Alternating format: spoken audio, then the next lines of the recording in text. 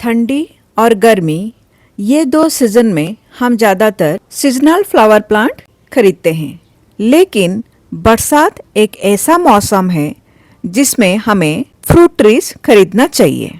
और इस मौसम में हर नर्सरी में ज़्यादातर मिडिल साइज और बड़े साइज के नर्सरी में फ्रूट ट्रीज अवेलेबल होते हैं। ये 13 मिनट की वीडियो में 18 ऐसे पॉइंट बताऊंगी जिसको फॉलो करने से आपको सही पौधा चुनने में मदद मिलेगा। साथ में रिपोर्ट करने का सही तरीका भी बताऊंगी। पौधों को नर्सरी से घर में लाने के बाद क्या आप फट से उससे गमलों में शिफ्ट कर देते हैं? ये गलती कभी भी नहीं करना चाहिए। क्या करना चाहिए वो भी मैं इस वीडियो के माध्यम से आपको बताऊंगी। गुड मॉर्निंग, नमस्ते, मैं दुर्गा पॉट टू प्लेट में आप सभी का स्वागत करती हूँ। पहला पॉइंट है, ऐसे नर्सरी में जाना चाहिए जिसके मालिक को पौधों के ऊपर ढेर सारी नॉलेज हो, चाहे वो नर्सरी का साइज छोटा, मीडियम या बड़ा हो। जिस नर्सरी में मैं हमेशा जाती हूँ, इस नर्सरी का मालिक के नाम चंदू हैं और चंदू जी को हर पौधों के बारे में ढेर सारी नॉलेज है। वो अलग अलग जगह से पौधे अपनी नर्सरी में मंगाते हैं, चाहे उनको नुकसान हो जाए उसके बावजूद वो कभी गलत पौधा नहीं देते हैं। मुझे मैंगो का पौधा चाहिए था, वो भी मियाजाकी मैंगो। 1 किलो मियाजाकी आम का कीमत होता है 2.5 लाख, क्योंकि उस मैंगो का टेस्ट बाकी मैंगो से सबसे अलग और मीठा होता है। और मियाजाकी मैंगो का डुप्लीकेट वैरायटी भी नर्सरी में अवेलेबल होती है। और जो सच्चा इंसान होता है वही सही पौधा रखता है और सही पौधा ही देता है। इसलिए पहला पॉइंट सबसे इम्पोर्टेंट पॉइंट है। दूसरा पॉइंट, हमेशा ग्राफ्टेड पौधा ही खरीदे। चाहे आप पौधे को छत पे लगाए या ज़मीन पर, ग्राफ्टेड पौधा ही खरीदना चाहिए। ग्राफ्टिंग हुआ है कि नहीं उसके बारे में नर्सरी वाले को भी पूछना है, साथ में खुद भी देखना है। ग्राफ्टिंग को कैसे पहचानेंगे उसके बारे में मैं आगे वीडियो में बताऊंगी। तीसरा पॉइंट, जैसे सही नर्सरी में जाना चाहिए, ऐसे ही 10 अगर सही पौधे हैं उसमें से भी सबसे हेल्दी पौधा चुनना चाहिए। तो आज मैंने इतने सारे फ्रूट ट्रीज और एक फूल का पौधा अपने घर ले जा रही हूँ। फोर्थ पॉइंट, पौधों को नर्सरी से घर में लाने के बाद नर्सरी में पौधे जहाँ रखे हुए थे, यानी जो आउटडोर प्लांट है, जो बाहर धूप में बारिश में थे, उनको बारिश में और धूप में रखना चाहिए। और जो इंडोर फोक का पौधा है उससे सेमी शेड में रखना चाहिए। आप पूछेंगे कब तक रख सकते हैं, तो मेरा कहना होगा कि कम से कम इसे 1 हफ्ता इस तरह रहने दें। है तो ये बहुत छोटी छोटी स्टेप्स, लेकिन उससे पौधा एटमॉस्फेयर के साथ बहुत आसानी से घुल मिल जाती है। फिफ्थ और मोस्ट इम्पोर्टेंट पॉइंट, पौधे को नर्सरी से लाने के बाद अपने गार्डन के बाकी पौधों से थोड़ी सी दूर में रखना चाहिए।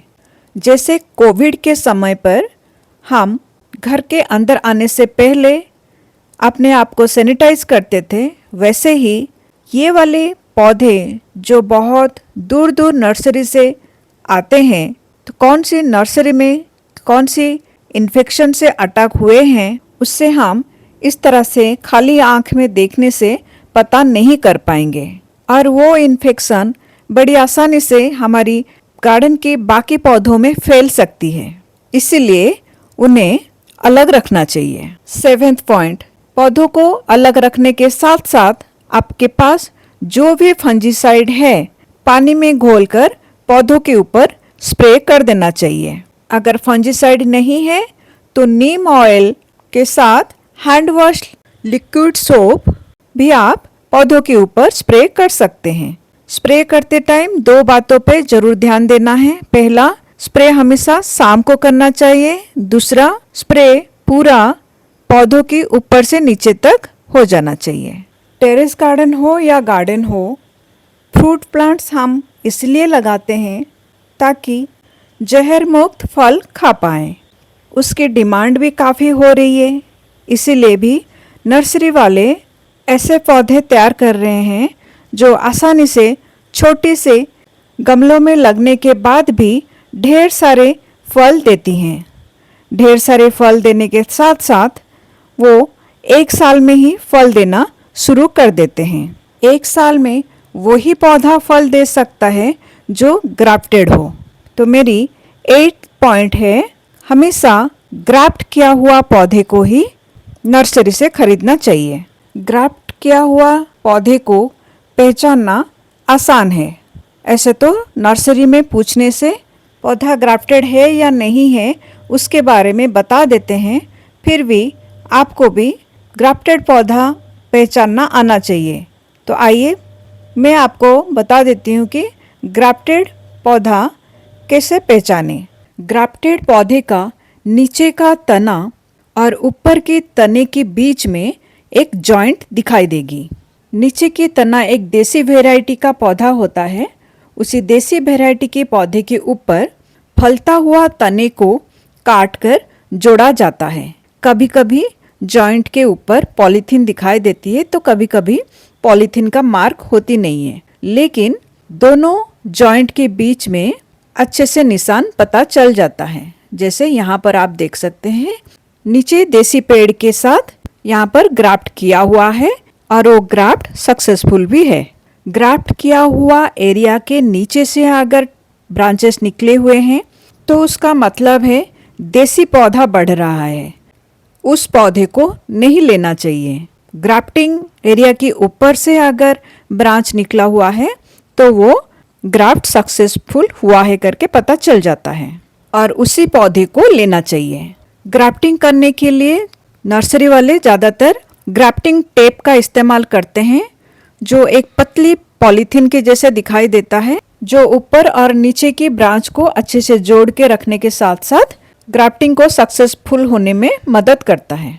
बरसात में पौधे को ट्रांसप्लांट करो तो उनको शॉक कम लगती है, वो बच जाते हैं, लेकिन कभी कभी हमारी छोटी सी गलती के वजह से पौधे मर भी जाते हैं। वो क्या गलती है? वो है इन्फेक्शन। मिट्टी में कई प्रकार के जीवाणु होती हैं, चाहे अपने टेरेस गार्डन का मिट्टी हो या नर्सरी मिट्टी हो, और बरसात में तेजी से ये इन्फेक्शन फैलती है। तो मेरा 9th पॉइंट है, पौधे को जमीन में लगाते समय फंजीसाइड या हल्दी का इस्तेमाल करना चाहिए। पौधे के लिए जब मिट्टी बनाते हैं उस मिट्टी में फंजीसाइड या हल्दी जरूर मिलाना चाहिए। 10th पॉइंट, पॉट साइज क्या लेना चाहिए।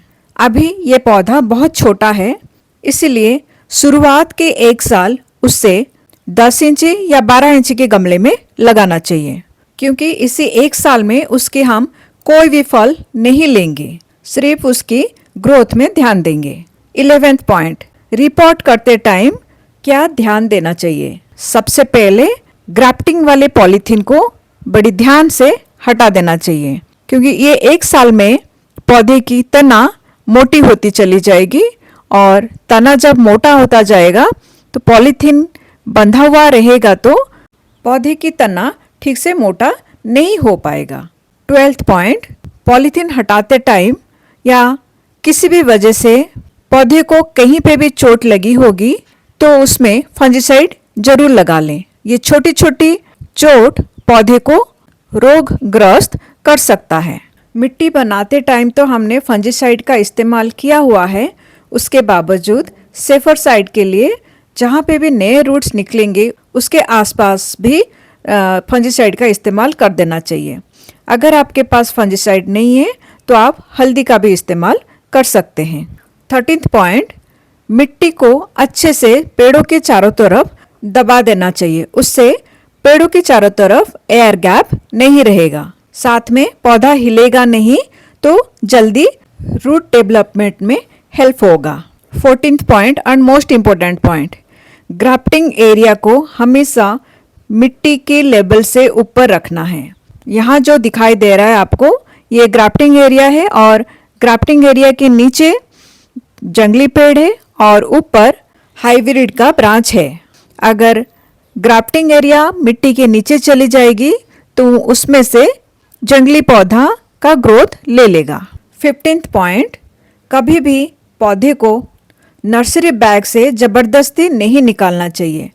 नर्सरी बैग को अच्छे से कट करके निकालने से रूट डैमेज कम होगी, उससे पौधे का बचने का चांस ज़्यादा रहता है। 16th पॉइंट, कभी भी पौधे को बहुत ऊपर नहीं लगाना चाहिए। नर्सरी बैग समेत पहले देख लेना चाहिए कि कितना बड़ा खड्डा खोदने से नर्सरी बैग आराम से गमले में जगह हो जा रहा है।